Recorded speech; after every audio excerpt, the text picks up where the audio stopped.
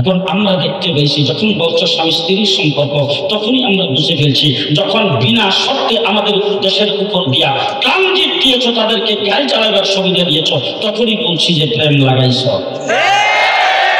কিন্তু প্রেম যখন করে, মেয়ে যখন প্রেম করে, তখন বাবার ভাই তখন বাধা সৃষ্টি করে। আমরা তখন বাধা সৃষ্টি করছি রাজপথে এনে বলছি মোদীকে বাংলাদেশে আসতে দেওয়া হবে না। কি বলেন, বাধা সৃষ্টি করি নাই? বাধা সৃষ্টি করেছি, কিন্তু শেষ পর্যন্ত দেখলাম বাধা সৃষ্টি করলে কি হবে, আমাদের মেয়ে এমন প্রেম লাগাইছে বাইকেই চলে গেছে। চলে গেছে তখন বাবার ভাই তারা কি করে, তারা বলে তখন হুমকি তুমকি দেয়, তাড়াতাড়ি চলে আসো, তাড়াতাড়ি চলে আসো, এই জন্য সেই জন্য এরকম করতে থাকে। আমরা কিন্তু এখন এটাই করছি, মোদীকে বলতে চাই আমাদের মেয়ে আমাদেরকে ফেরত দাও, আমাদের মেয়ে আমাদেরকে ফেরত দাও। যাওয়ার সময় 16টা লাগে চলে গেছে, যাওয়ার সময় বিশেষ 16টা লাগে। ওই জায়গায় যারা ছিল তারা লাগে শেখ করা দরকার ছিল, এতদিন পর্যন্ত উৎপাট করছো, যাওয়ার সময় আবার 16 লাগে যে কি নিয়ে যাও, ঠিক না বেশি? কিন্তু যুদ্ধ আবার এই জায়গায় লাগে 16টা ঠিকই নিয়ে গেল, 16টা লাগে ঠিকই বললো। বাংলাদেশে শেখ হাসিনা পক্ষে যারা দাঁড়াই করেছে তাদের একজনের নাম উচ্চারণ করে নাই। আজকে ছাত্রলীগ, যুবলীগ, শ্রমিক লীগ, আওয়ামী লীগের যারা আছে তারা সবাই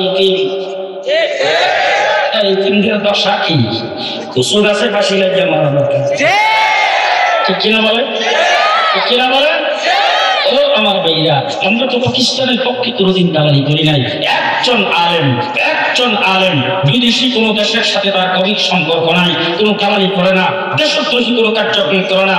আজকে প্রমাণিত হয়েছে এই বাংলাদেশের জমিনে দেশপ্রেমিক দেশাবরণী কোন গ্রুপ যদি থাকে, সেই গ্রুপের নাম করে ওলামায়ে দেওবন্দের জামাত। কিনা বলেন? কিনা বলেন? তোমরা রাত দিয়ে যায় দাদাদের কোলে বসে গেছো, যদি বাংলাদেশের কোন স্বাধীনতার উপর আক্রমণ আসে তাহলে আমরা কোথায় যাব? আমরা যদি বর্ডার পাস হতে চাই আমাদেরকে ফেলানির মতো গুলি করে মারা হবে। কি আমাদেরকে তো ফেলানির মতো গুলি করে মারা হবে, পুশব্যাক করা হবে, আমাদেরকে যাইতে দেওয়া হবে না। তোমরা তো দাদাদের কোলে চলে যাইতে পারছো, আমার বাংলাদেশের স্বাধীনতার সার্বভৌমত্বের উপর কোন দিক থেকে যদি আক্রমণ আসে, এদেশের স্বাধীনতার জন্য রক্ত সর্বপ্রথম আমরা দেব ইনশাআল্লাহ।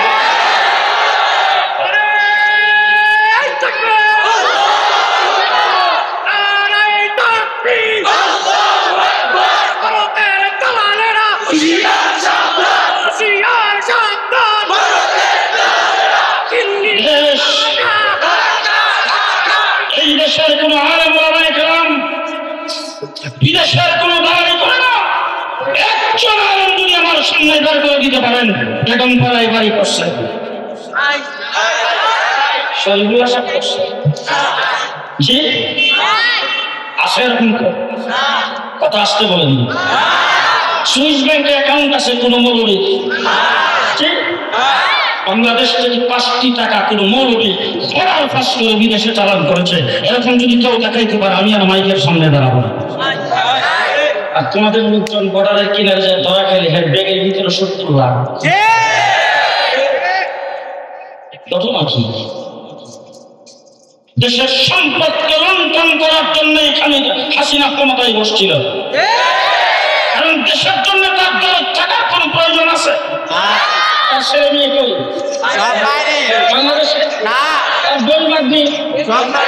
দেশের জন্য কেন থাকবে? তা দেশটাকে শেষ করার জন্য, দেশটাকে অন্য দেশের কলবাজ্য পরিণত করার জন্যই শেষ ছিলেন, ঠিক কিনা বলেন? আমাদেরকে বলছো রাজাকার, আমরা রাজাকার নয়। আজকে পরিষ্কার ভাষায় বলতে চাই, তোমরা যারা বলতা পালাবো না, আর তোমরা যারা আমাদেরকে রাজাকার বলে গালি দিতা, তোমরা প্রমাণিত হয়েছে আজকে তোমরা সবাই ইন্ডিয়ান রাজাকার, ইন্ডিয়ান রাজাকার, ইন্ডিয়ান রাজাকারদের জন্য বাংলাদেশ শূন্য হয়ে যায়। ইন্ডিয়ান রাজাকারদের কারণে বাংলাদেশ আজকে নিরাপদ নয়। পরিষ্কার ভাষায় বলছি, সচিবালয়ে আগুন তোমরাই দিয়েছ। আমার চট্টগ্রামের একজন আইনজীবীকে তোমরা পদে পদে বাংলাদেশকে অস্থিতিশীল করার জন্য, অকার্যকর রাষ্ট্র হিসেবে পরিণত করার জন্য চেষ্টা করে যাচ্ছ, কিন্তু কোনোদিন পারবা না, কোনোদিন পারবা না। এ দেশ আমার, এই মাটি আমার, এই দেশ আমার, এই মাটি আমার। এই দেশের জন্য, ইসলামের জন্য জীবন রক্ত দেব, দেশের জন্য রক্ত দেব। আমাদের বিশ্বাস, ইসলাম দেশ থাকলে ইসলাম থাকবে, ইসলাম থাকলে দেশ থাকবে। ঠিক না ঠিক? ঠিক না ঠিক? আমার ভাইয়ের আন্দোলন সংগ্রাম করেছে ওলামায়ে কেরাম। সেই সংগ্রামের ফলশ্রুতিতে 1947 সালে যখন দেশ স্বাধীন হলো, একটার নাম হলো হিন্দুস্তান, আরেকটার নাম হলো পাকিস্তান। একটা হিন্দুস্তান আর একটা পাকিস্তান। এখন জানা থাকলে বলেন তো, আমরা ছিলাম কোন ভাগে? আমরা ছিলাম পাকিস্তান, আমরা ছিলাম পাকিস্তান, পাকিস্তানের ভাগে। আচ্ছা, কথা আপনাদের কাছে জানতে চাই, আমাদের ভাষা কি? বাংলা। বাংলা। আমরা জাতে বাঙালি, জাতে বাঙালি, ভাষা বাংলা। আচ্ছা, হিন্দুস্তানের একটা এলাকা আছে পশ্চিমবঙ্গ, যেটার রাজধানী কলিকাতা, ওইটার ভাষা কি? বাংলা। বাংলা। ওইটার রাজধানী আর ওইটার মানে জাতি কি? তারাও জাতে বাঙালি, ভাষাও আমরাও জাতে বাঙালি, ভাষাও বাংলা। তাই এবার একটু মেহরবানি করে বলবেন তো, তারা হচ্ছে হিন্দুস্তানের অংশ, আমরা কি জন্য হইলাম পাকিস্তানের অংশ?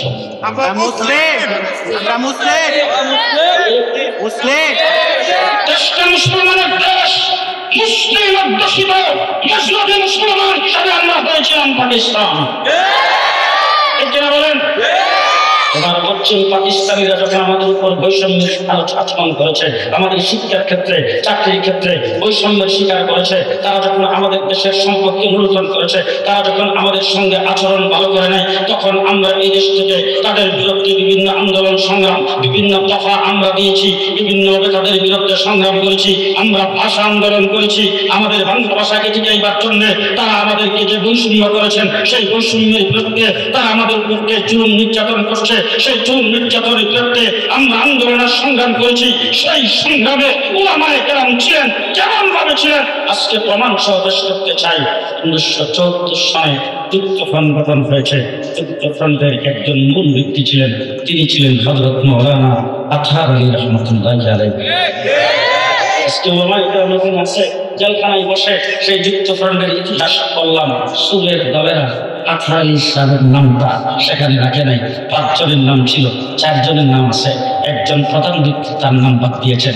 একজন মাওলানা আতহার আলী রহমাতুল্লাহি আলাইহি, 2 নম্বর হোসেন শহীদ সোহরাওয়ার্দী, 3 নম্বর শেরে বাংলা একে ফজলুল হক, 4 নম্বর মাওলানা ভাসানী, 5 নম্বরে ছিল শেখ মুজিবুর রহমান। এই 4টা নাম আছে, 1 নম্বর মাওলানা ভাসানীর নাম নাই।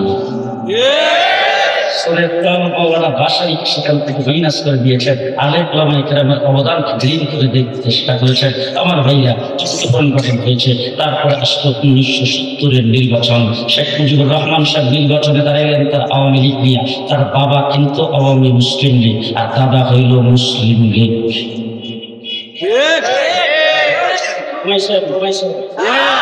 মুসলিম লীগ থেকে জন্ম হয়েছে আওয়ামী মুসলিম লীগ, আওয়ামী মুসলিম লীগ থেকে জন্ম হয়েছে আওয়ামী লীগ। তাইলে মুসলিম লীগের নাতি, মুসলিম লীগ হলো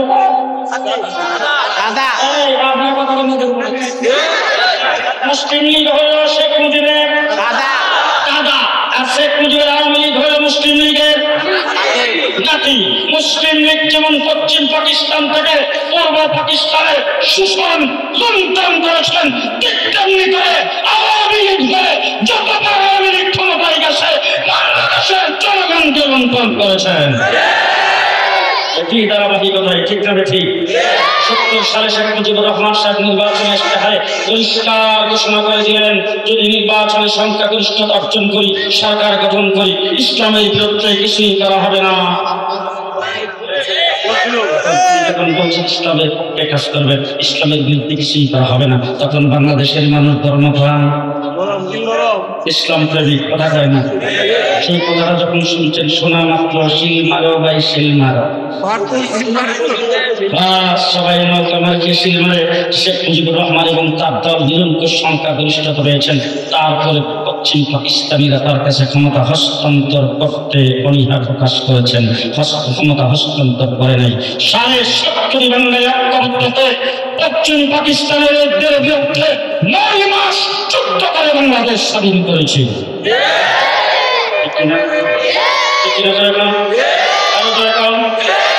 এবার আমি আপনাদের জিজ্ঞেস করতে চাই, কাশ্মীরের নাম জীবনে শুনেন নাই তো?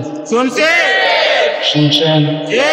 কাশ্মীর স্বাধীনতা যুদ্ধ করতেছে কয় বছর? 70 বছর। কয় বছর? হয়েছিনি স্বাধীন? কি আমার পার্শ্ববর্তী এলাকা আসাম, আসামের লোকেরা স্বাধীনতা যুদ্ধ করতেছে 40 বছর। আর বাংলাদেশের উপর দিয়ে 10 ট্রাক অস্ত্র, যার কারণে দেশের কত নেতা, কত মন্ত্রী, কত অফিসার জেল খাটলো। তারা স্বাধীনতা যুদ্ধ করতেছে 40 বছর। হয়েছিনি স্বাধীন? ঠিক। এই 70 বছর যাবৎ স্বাধীনতা আন্দোলন করে স্বাধীনতা অর্জন করতে পারে নাই। 40 বছর যাবৎ স্বাধীনতা আন্দোলন করে স্বাধীনতা অর্জন করতে পারে নাই। আমরা 9 মাসে স্বাধীন হয়েছি। আজকে যারা মুক্তিযুদ্ধের চেতনার কথা বলো, মুক্তিযুদ্ধের পক্ষ শক্তির কথা বলো, তাদের চোখে আঙ্গুল দিয়ে বলতে চাই, আমরা যদি মুসলমান হিসাবে 47-এ পূর্ব পাকিস্তান না পেতাম, আমরা 70 বছরে স্বাধীনতা অর্জন করতে পারতাম না। এবার যদি বুঝে থাকেন আপনারা বলেন তো স্বাধীনতার মূলে কি? ইসলাম। এই জন্যই বললাম যে কাওয়া কাদারের মুখ আছে। স্বাধীনতার মূলে কি? স্বাধীনতার মূলে, স্বাধীনতার মূলে ইসলাম। আমরা স্বাধীনতার মূলে হলো ইসলাম। 9 মাস যুদ্ধ করে দেশ স্বাধীন করেছি মুসলমান হিসাবে। এবার আরেকটি কথা আপনাদের কাছ থেকে আমি জানতে চাই, আমাদের দেশের শেখ মুজিবুর রহমান সাহেব 7ই মার্চে আমার এই সৌরভী উদ্যানে রেস কোর্স ময়দানে তিনি যে বক্তব্য দিয়েছিলেন, ওনার বক্তব্যটা আজকে যাইয়া ইউটিউব থেকে বের করবেন, বই পুস্তক থেকে বের করবেন, প্রত্যেকটা অক্ষরকে ভালো করে টাইনা সিরিয়া তারপরে দেখবেন অক্ষরের ভিতরে এই কথাটা লুকানো আছে কিনা। যদি দেশটা স্বাধীন হয় তাহলে দেশের আইন শৃঙ্খলা হবে ধর্ম নিরপেক্ষ।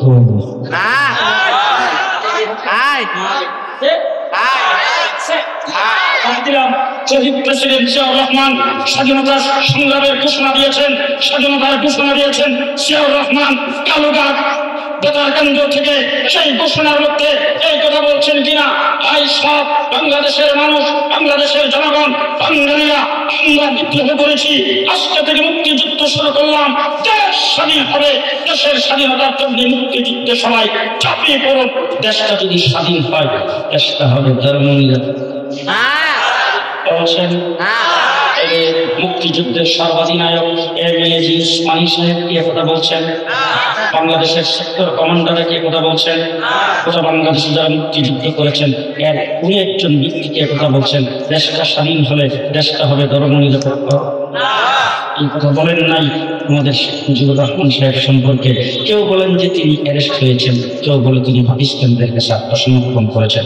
আমি সেই বিতর্কে যাইতে চাই না, এই ব্যাপারে কিছু বলতে চাই না। শুধু মানুষ যাই হোক আত্মসমর্পণ করুন, আর অ্যারেস্ট করুন। উনি পাকিস্তানদের কাছেই ছিলেন, সেখান থেকে তিনি যখন সারা পাইলেন দেশ স্বাধীনের পরে তিনি বাংলাদেশে আসছেন।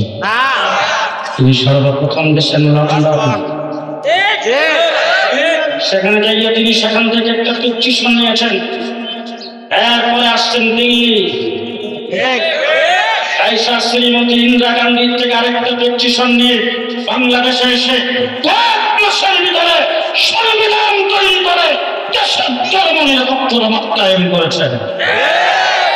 পরিষ্কার ভাষায় বলতে চাই, ধর্মনিরপেক্ষতাবাদ কায়েমের জন্য এদেশের মানুষ মুক্তিযুদ্ধ করে না। মুসলমান ধর্মনিরপেক্ষ হতে পারে না। কি বলেন? পারে? মুসলমান ধর্মনিরপেক্ষ হতে পারে না। আমার বন্ধুগণ, আজকে 54 বছরের বাংলাদেশ শেষ কথা আমি আপনাদের কাছে বলতে চাই, দেশের সংবাদ অনেক হয়েছে। সর্বপ্রথম শেখ মুজিবুর রহমান সাহেব ক্ষমতায় এসে তখন ঘোষণা দিলেন সোনার বাংলা। অত্যাচার অবিচার কম করে না। আজকে ইনু আর বেনন সাহেবরা হাসিনার আসলে নিচে গেছে। তোমাদের 30,000কে তিনি হত্যা করেছিল। তোমরা এই ট্যাঙ্কের উপর উঠে স্লোগান দিয়েছিল শেখ মুজিবের চামড়া দিয়ে ডুগডুগি বাজাইবা। লজ্জা করে না তোমাদের? সর্বপ্রথম সোনার বাংলা একজনে ভূমি করছে, আরেকজনে খাইছে, এরপরে আরেকজন আসলো, আইসেই হলো সবুজ বাংলা। পরবর্তীতে সবাই সাথে সবুজ বাংলাও, সোনার বাংলাও, নতুন বাংলা। সাহেবের নতুন বাংলা দিল শেখ হাসিনা, প্রথম এসে মডার্ন বাংলাদেশ, কিছুদিন পরে আধুনিক বাংলাদেশ, এরপরে বলছেন ডিজিটাল বাংলাদেশ। পদ্মা সেতু উদ্বোধনের সময় বলেন স্মার্ট বাংলাদেশ। কাঁচা মরিচের কেজি 1200 টাকা, স্মার্ট বাংলাদেশ। সাথে আরেকটা শব্দ বলেছেন ভিশন 41, ভিশন 41। রাত্রিবেলা সন্ধ্যার পরে এই কথাটা শুনলাম। সকালবেলা যখন ছেলে কথাটা যখন তুলল, বের হয়ে আমার মামুনের হাতে ডাক দিয়ে কইলাম, শুনছেন কা আবার 41 খবর আছে এবার। আমার আল্লাহ রাব্বুল আলামিন ডাক দিয়ে এটা কি চিন্তা করেছে 41 ভিশন 24। শেখ হাসিনা বলছেন ভিশন 24। তখন আমি আল্লাহরে বুঝে গেলাম যে আল্লাহ বুঝতেছি কিছু, কারণ আকাশকারী নিয়ে বিএনপি মাঠে নামছে, সারা দেশের মানুষ উদ্গ্রীব হয়ে থাকে আছে বিএনপির দিকে, মনে হয় একটা কিছু হবে। আল্লাহ আমরা হেফাজত ইসলাম শাপলা চত্বরে ফজরের আগ পর্যন্ত ছিলাম, বিএনপি আসর লাগিয়ে বিদায়, বিএনপি আসর লাগিয়ে বিদায়। চিন্তাই করলাম অবস্থা কি হবে। আল্লাহ রাব্বুল আলামিন ডাক দিয়ে এই যে কোরআন শরীফের সূরা ফিল বর্ষা, আলাম তারা কাইফা ফাআলা রাব্বুকা বিআসহাবিল ফিল আলাম ইয়াজআল কাইদাহুম ফি তাদলিল। আব্রাহাম সবাই দিকে শরীফ ধ্বংস করে দিবে। আমার আল্লাহ পাক ডাক দিয়া কয় وأرسل عليهم طيرا أبابيل। 150 লাখ ওজন এক একটা বাহিনী, এক একটা সৈনিকের ওজন 150 লাখ, প্রত্যেকের সাথে 3টা করে গ্রেনেড, এক একটা গ্রেনেডের ওজন কলম দানার সমান। উপর 3টা পজিশন রেডি। আমরা আমার সঙ্গে এদিকে সায়া দিকে তো এই এলাকার লোকজন আসলে হাতি দেখে নেই, তো এই এলাকার পাখিরাও হাতি দেখে নেই, এই জন্য দেখতে আইসে রে। সব হাতিগুলিকে সব রেডি করে পজিশন থেকে রেডি গো, সেইখানে রেডি গো করছে। আমার আল্লাহ পাক ডাক দিয়ে বলেন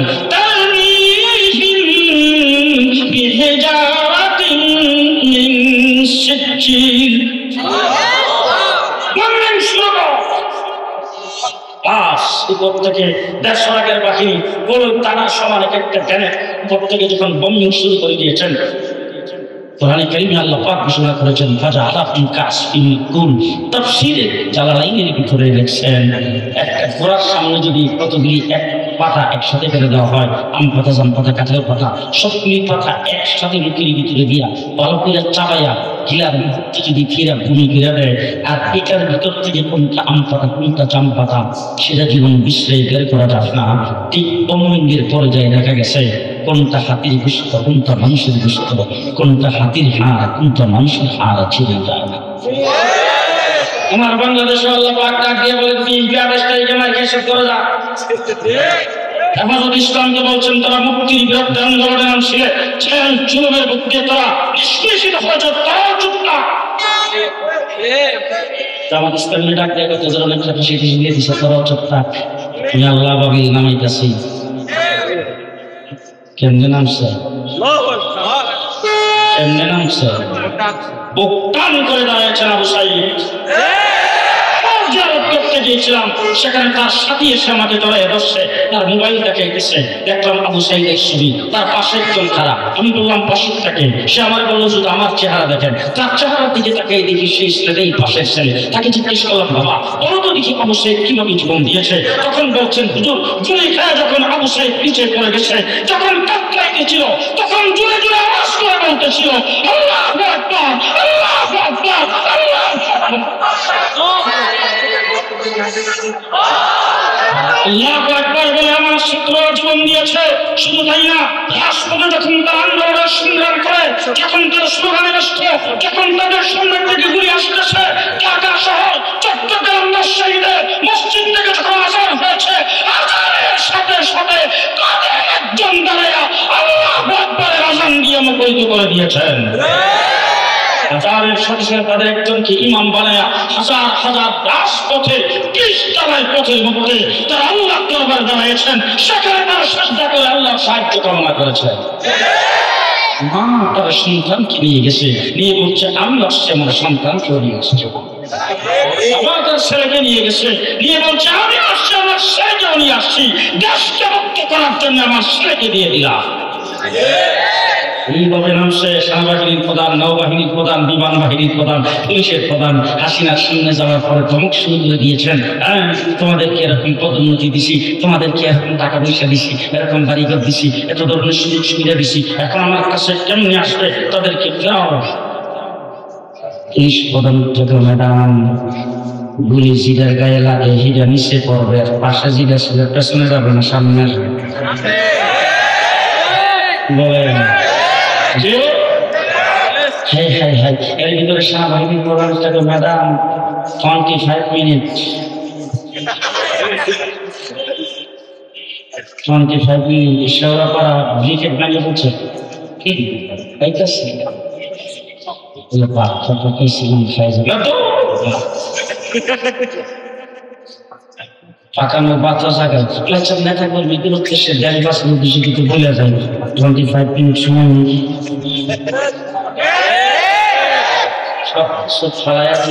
পতন হয় অনেক জায়গায়, পতন দেখেছি, পাকিস্তানের পতন দেখেছি, আমাদের বাংলাদেশের অতীতের পতন দেখেছি, শ্রীলঙ্কার পতন দেখেছি, মালয়েশিয়ার পতন দেখেছি, পৃথিবীর অনেক রাষ্ট্রের পতনের কথাবার্তা বই পুস্তক করেছি। এমন পতন কোথাও কোনোদিন দেখি নাই। খালি প্রধানমন্ত্রী পদত্যাগ করে নাই, 340টা এমপি একটাও নাই, মন্ত্রী পরিষদের সদস্য একটাও নাই, তাদের পিএসটাও নাই, প্রশাসন যারা দাঁড়ালি করছিল তারাও নাই, মেম্বারও নাই, চেয়ারম্যানও নাই, উপজেলা চেয়ারম্যানও নাই, এমনকি করে মসজিদের ইমাম তাদেরকে সমর্থন করেছে সেটাও নাই। বলেন এমন পতন দেখছেন কোনদিন? এমন পতন দেখছেন কোনদিন? এই আজকে পরিষ্কার ভাষায় বলে যাচ্ছি, যারা যে সমস্ত আন্দোলন সংগ্রাম ছাত্ররা যখন নেমেছেন, তাদের উপর যখন গুলি চালানো শুরু করে দিয়েছেন, তখন আমার কওমি মাদ্রাসার ছাত্ররা একজন বসে করে বসে থাকে নাই, তারা রাজপথে নেমে এসে 84 জন জীবন দিয়েছেন, শাহাদাত বরণ করেছেন। আজকে হাসপাতালে আমাদের ছাত্ররা মৃত্যুর সাথে বন্ধা করতেছে।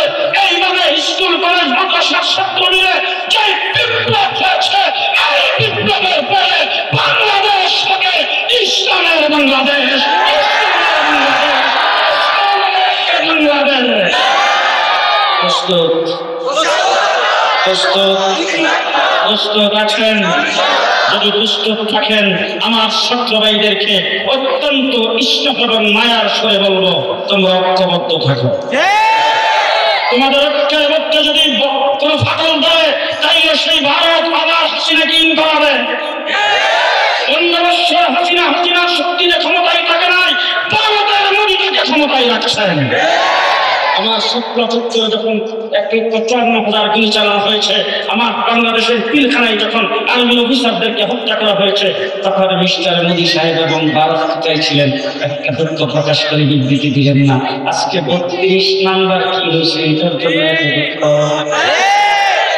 নাকি ভারত বাংলাদেশের জনগণের দরদি নয়, ভারত শেখ হাসিনার দরদি। সুতরাং মেয়ে প্রেম করছে, প্রেম করে চলে গেছে তোমাদের। বাস এখন কোন মেয়ে যদি প্রেম করে চলে যায়, এরপর যদি আসার কথা বললে না আসে, তখন বাবা কি করে?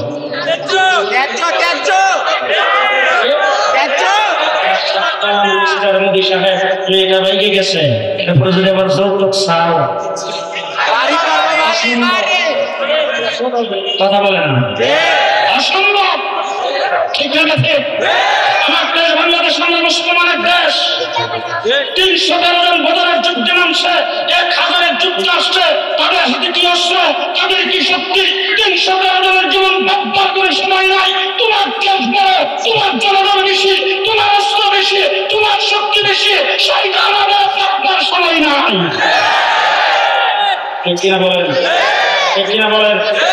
আজকে বলবো যে ঐক্যবদ্ধ আন্দোলন করে সংগ্রাম করে এই দেশটাকে, পেশিবাদকে, এই দেশটাকে, চালনকে, এই দেশটাকে, লুটেরাদেরকে আমরা উৎখাত করেছি। সে ঐক্যবদ্ধ হয়ে বাংলাদেশে ইসলাম প্রতিষ্ঠা করতে চাই।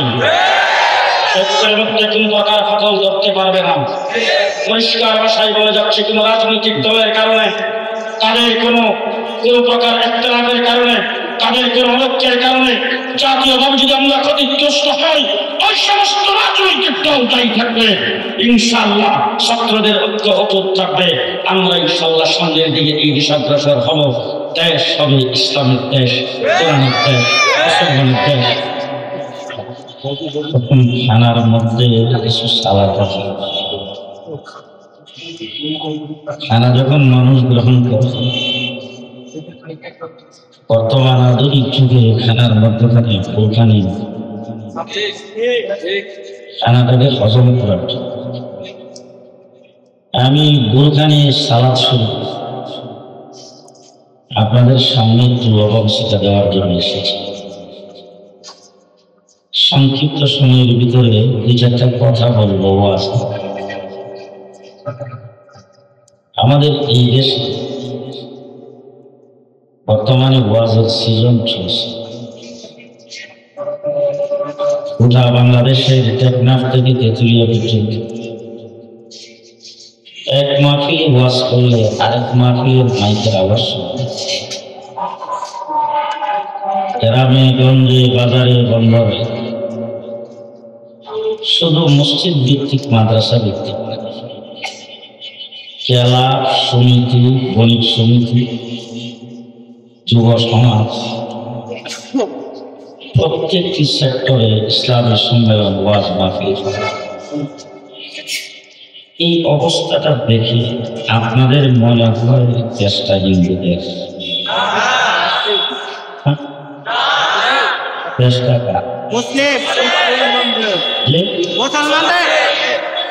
আপনাদের থেকে খুব বেশি দূরে না, পাশেই মতিঝিল। বাংলাদেশের সবচেয়ে বড় অফিস পাড়া। দেশের যত প্রকার ব্যাংক, বিমা, যত ধরনের অফিস, সবগুলোর হেডকোয়ার্টার মতিঝিল। আপনি প্রত্যেকটা অফিসের মধ্যে যাওয়ার পরে সেখানে কোন অফিসে পূজা মণ্ডপ আছে? হিন্দুদের মন্দির আছে, খ্রিস্টানদের চার্চ, মুসলমানদের নামাজ আদায় করার জন্য মসজিদ আছে। শুধু আছে না, এক একটা নামাজের জায়গায় জোহর আসরের নামাজের সময় 2-3 জামাত অনুষ্ঠিত হয়। এর দ্বারা বোঝা যায় দেশটা কার দেশ। এই কথা ঠিকঠাক মতো করি। কেউ যদি চুপ করে বসে দেয়, কথা না করে, কাওয়া কাদের দলে। আপনি যদি এখান থেকে চট্টগ্রামে যান, রাস্তার পাশে যতগুলি সিএনজি এবং পেট্রোল পাম্প, সবগুলোতে নামাজ আদায়ের জায়গা। হিন্দুদের মন্দির আছে তো, পূজা মণ্ডপ। কি বোঝা যাচ্ছে দেশটা কার? দেশটা মুসলমানের দেশ, ঠিক না বেঠিক? আপনি দেখবেন যে ঘরের মধ্যে মাল আছে, এই ঘরের দিকে সুরের নজর আছে। মাল যেখানে নাই সেখানে সুর। মাল যেখানে থাকে সেখানে কিন্তু ভালো তালা লাগাইতে হয়, ভালো গেট লাগাইতে হয়, ভালো দরজা লাগাইতে হয়। সেই জায়গার ভিতরে চুপ ডাকাইতের নজর থাকে। যেখানে মাল নাই সেখানে চুপ ডাকাইতের নজর থাকে। আপনারা বলেন তো, যেখানে মাল আছে সেখানে চুরের নজর আছে। এখন চুরের সাহস বেশি না বাড়িওয়ালার সাহস বেশি? সুর আসছে 10 জন রাতের অন্ধকারে, রাত্রে 1-2টার সময়। বাড়িওয়ালা যে আমার মতো মেরে দিত, বেগম যে আছে একজন সুর আইসি করে শুনলি হাতিল করে ছোট ছোট 2-3টা বাচ্চা কাচ্চা নিয়ে রাত্রে ঘুমাইছে। ওর আবার ডায়াবেটিসও নাই, এমন ঘুমাইছে রাত্রে 2-4টার সময় ঘুমটা খুব সাপসে। সুর আইসা দরজায় দাঁড়াইছে 10 জন, তাদের হাতে অস্ত্র আছে, দরজা ভাঙ্গার সবকিছু আসবাবপত্র আছে, সবকিছু নিয়ে দাঁড়াইছে। আমার মতো মেরা টানা খুব শক্তিশালী, এরা যখন দরজায় দাঁড়ায় পায়তারা করতেছে, ভিতরে কেমনি ঢুকবে, দরজা ভাঙবে না নিজ দিয়ে শিল করবে, এমন সময় ওই বাড়িওয়ালা যে মেরাইটা ঘরের মধ্যে শোয়া, এই বেচারা ডাইন করোড় থেকে বাম করোড়ে যাইতেছে, আর গলার মধ্যে একটু শ্বাস আটকাইছে, আর ঘুমে থেকে ঘুম ভাঙে না।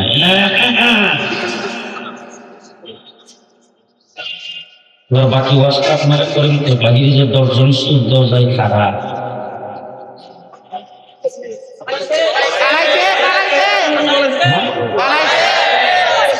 থাকবে না, বাড়বে, কারণ বাড়িওয়ালার শক্তি। একটা আরেকটা বাড়িওয়ালার সজাগ হয়ে গেছে, তাড়াতাড়ি আয়, ঠিক না বেঠি? সুতরাং আমাদের দেশটা মুসলমানের দেশ, আমরা হলাম বাড়িওয়ালা।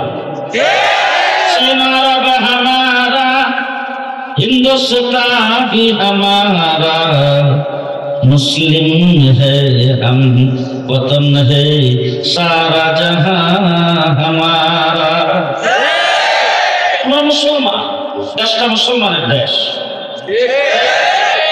যাদের সূর্য অস্ত যেত না, গোটা পৃথিবীতে এক সময় যাদের রাজত্ব ছিল, সেই ব্রিটিশ আমাদের দেশকে শোষণ করেছে 200 বছর। পৃথিবীর মানচিত্রে আরেকটা দেশ স্পেন। আমাদের দেশ যখন ইংরেজ দখল করে ভারতবর্ষ, তখন স্পেনও ইংরেজ দখল করে নিয়েছিল। কিন্তু ইতিহাস সাক্ষ্য দিয়েছে, স্পেন ইংরেজ দখল করার পরে স্পেন থেকে মুসলমানকে বিদায় করেছে, ইসলামকে বিদায় করেছে, কোরআনকে বিদায় করেছে, মসজিদকে বিদায় করেছে।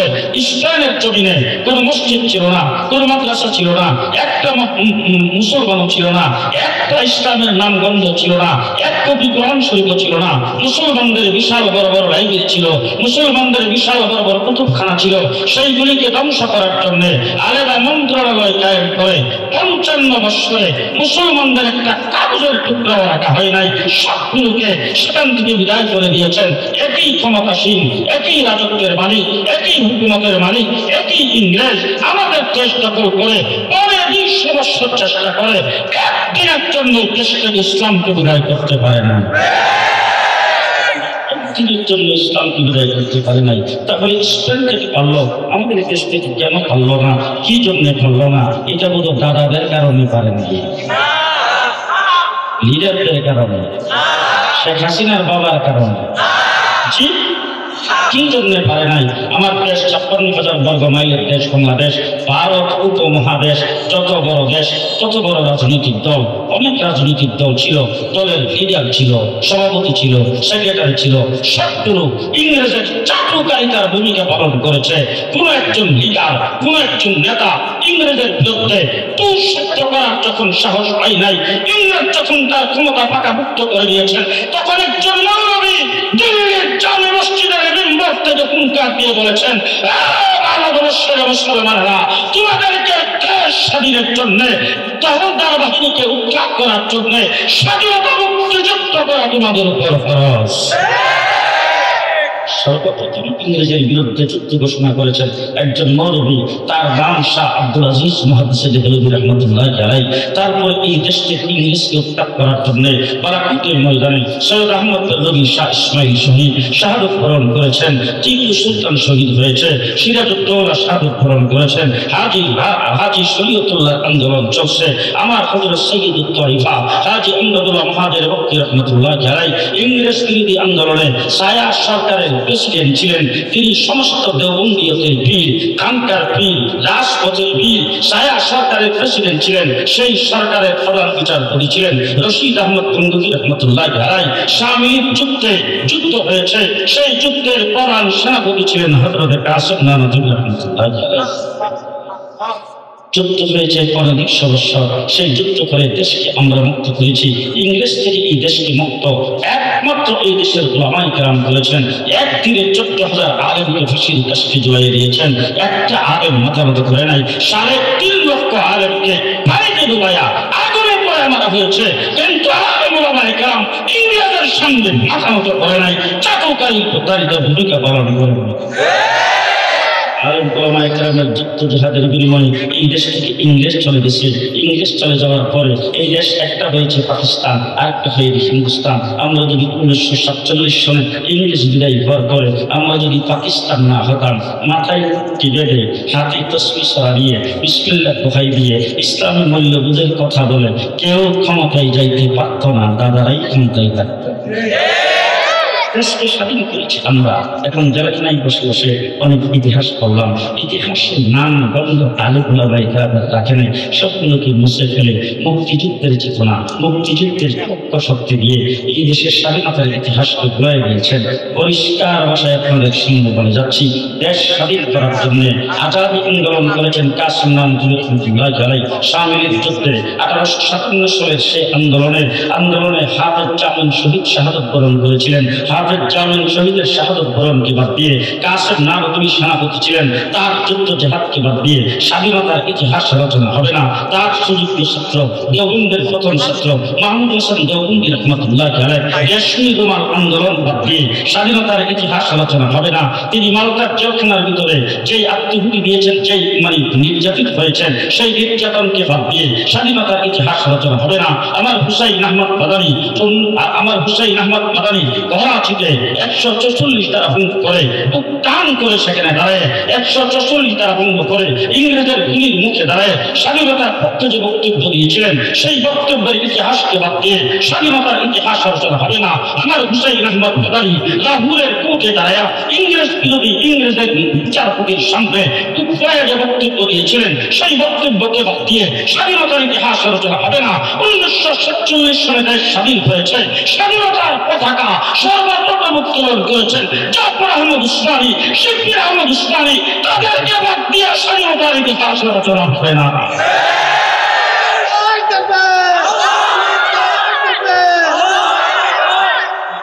আলী উলামায়ে কেরামকে দেখলেই তোমরা মনে করো স্বাধীনতা বিরোধী একটা শাখা।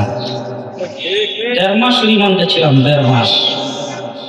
ডিবি অফিসের যতগুলি টিম আমাকে জিজ্ঞাসাবাদ করেছে, জিজ্ঞাসাবাদের জন্য তাদের সামনে গেলেই রাত্র দিন 24 ঘন্টা সামনে গেলেই বলতো তুই রাজাকার, তুই পাকিস্তানি রাজাকার। তোর হাফিজ চৌধুরী ছিল পাকিস্তানি রাজাকার, তোর সংসদ তুই পাকিস্তানি রাজাকার, তোর মুফতি আমিনি পাকিস্তানি রাজাকার, তোর শাইখুল হাদিস পাকিস্তানি রাজাকার। এইভাবে একজন আলেম উলামায়ে কেরাম আমাদের আকাবিরকে দেখে রাজাকার বলে তারা গালি দিয়েছ। আজকে জিজ্ঞেস করতে চাই, তোমরা বক্তৃতাই বলতা পালাবো না?